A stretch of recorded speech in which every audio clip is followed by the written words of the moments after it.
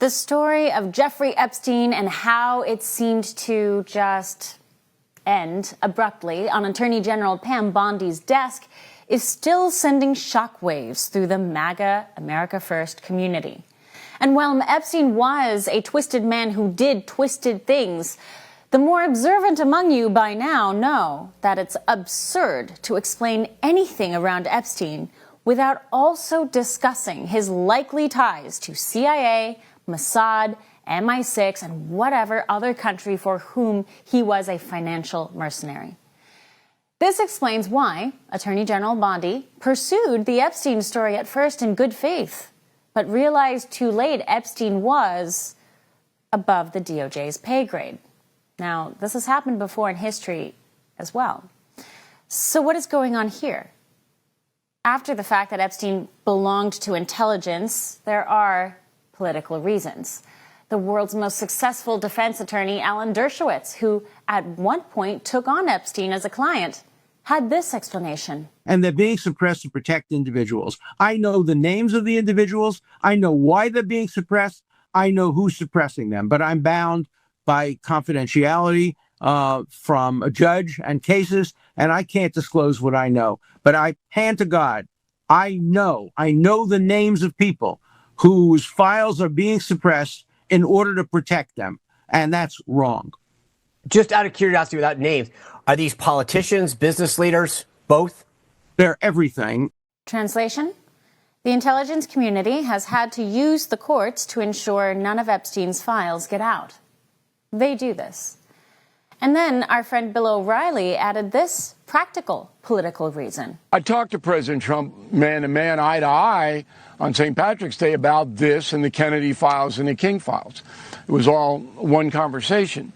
And he said, and I agree, there are a lot of names associated with Epstein that had nothing to do with Epstein's conduct. They maybe had lunch with him or maybe had some correspondence for one thing or another.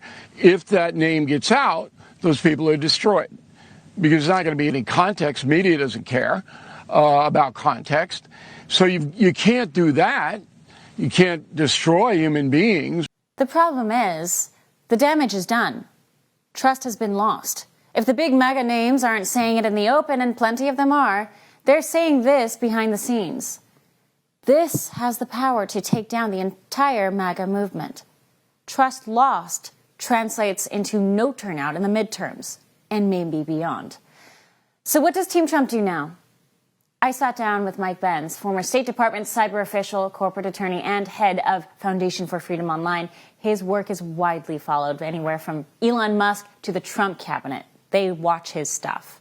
So we sat down for an hour.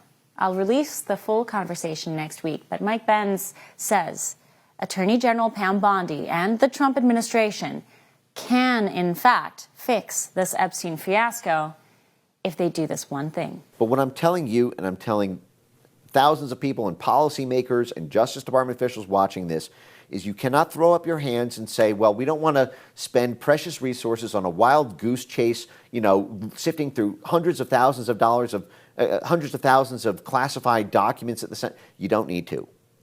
Less than 5 years ago, your office produced a report about Jeffrey Epstein's intelligence connections. You have access to every single one of those documents. There is no excuse that you cannot revisit those and there's no reason we, the American people, can't see what was said about Epstein's intelligence dossier or ties in your own investigation of the very topic. That reported directly to Pam Bondi. Pam Bondi, if she does this, I think will be a hero. If she doesn't, I think it will be a part of the legacy. And it's an easy thing to not do. If you claim you didn't know about it, you didn't think to look at a plea deal review from 11 years ago and a in-house report done 5 years ago. But I'm telling you now, you can't plead ignorance. There's no more plausible deniability.